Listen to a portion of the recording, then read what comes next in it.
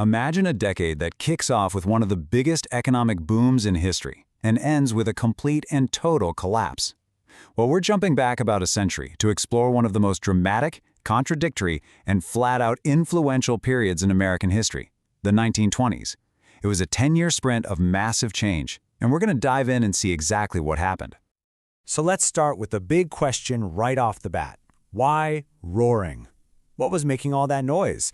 Was it the sound of new jazz bands, the rumble of millions of new cars on the road? Or was it the roar of a stock market that was about to go through the roof? Well, the answer is, yeah, it was all of that. And it really all starts with one single, incredible number.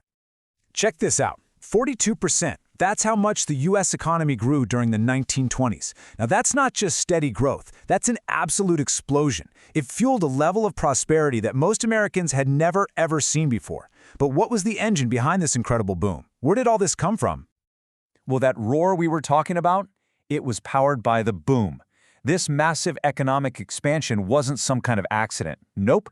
It was driven by some powerful new technologies and brand new ideas that were completely reshaping American industry from the ground up. Okay, at the heart of everything was this one huge idea: mass production. You see, before the 1920s, a lot of goods were pretty expensive and took a long time to make.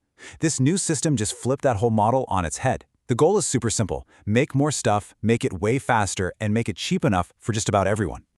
And the guy who really perfected this was Henry Ford. He had this brilliant three-part system. First, standardized parts. Every single component was exactly the same.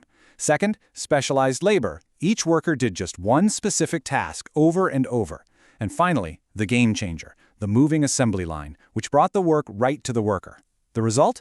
It was revolutionary. The car, which had been a toy for the rich, was now affordable for an average family. It literally put America on wheels and kick-started dozens of other industries. And this explosion in production sparked a revolution inside the American home. All of a sudden, you could buy ready-made clothes that actually fit. You could listen to music and news on your own radio. You could keep food fresh in an electric refrigerator and clean your floors with a vacuum cleaner. It was a whole new world of convenience, and it was all fueled by a constant stream of advertising telling you that you needed the latest and greatest thing. But the 1920s weren't just about the economy, not by a long shot. The social and cultural world was changing just as fast, creating a whole new kind of American society. This was truly a decade of firsts. And maybe the most famous icon of this change was the flapper. You know the look: the short hair, the shorter skirts. But it was more than that. These were young women who were just tearing up the old rulebook about how women were supposed to act and live. They were a powerful new symbol of female independence. The decade also had this incredible, rebellious soundtrack. Jazz music just exploded onto the scene. It was pouring out of radios and secret clubs called speakeasies, which became these buzzing social hubs. And up in New York, the Harlem Renaissance was this amazing center of African-American art, literature, and music, with absolute legends like Louis Armstrong and Langston Hughes changing the entire cultural conversation. And fueling all this social change was a massive political win that had been decades in the making. After a long, hard fight by the women's suffrage movement, the 19th Amendment was finally passed. For the first time, millions of American women had the right to vote, giving them a brand new, powerful voice in the direction of the country. So the party was definitely roaring. But you know, when a party gets that wild, you have to wonder what's going on underneath the surface. And there were some deep, dangerous cracks starting to form in the foundation of it all. One of the biggest cracks? The stock market. People were going crazy buying stocks on margin. That basically meant you only had to put down a little bit of your own money, and you could borrow the rest to buy the stock. It felt like a sure thing, a can't-lose bet, as long as the prices kept going up. But it was creating this gigantic, fragile bubble of debt.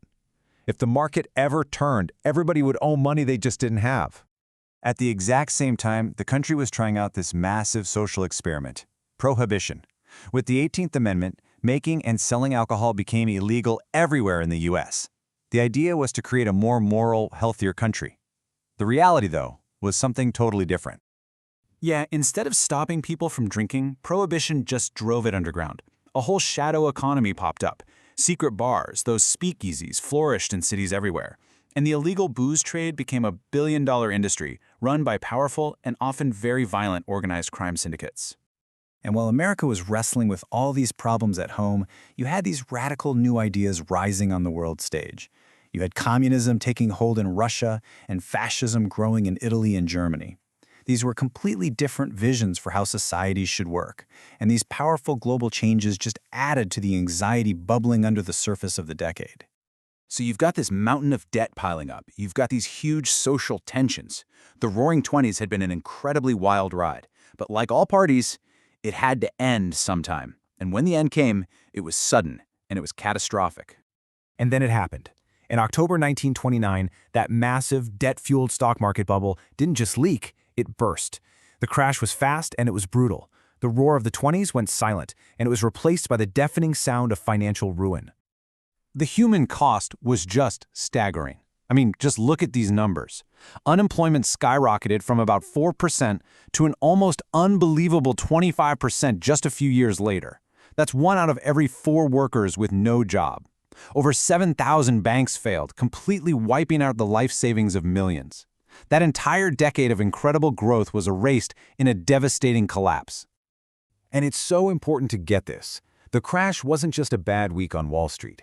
It was the starting gun for the Great Depression, a decade of incredible economic pain that was felt not just in America, but all around the world. So, after the boom, the bust, all the social change, the cultural explosions, what are we left with? What is the lasting legacy of this unbelievable decade? How did it really transform America?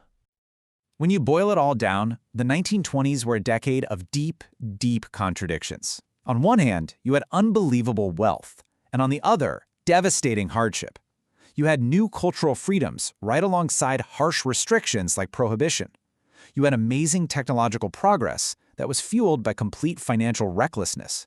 It was, in a way, modern America's chaotic and unforgettable birth. Which really leaves us with one big question to think about. How should we remember the Roaring Twenties? Was it a decade of amazing progress for jazz, for women's rights, for the automobile? Or should we see it as a cautionary tale? A wild, decade-long party where the bill, in the form of the Great Depression, finally came due.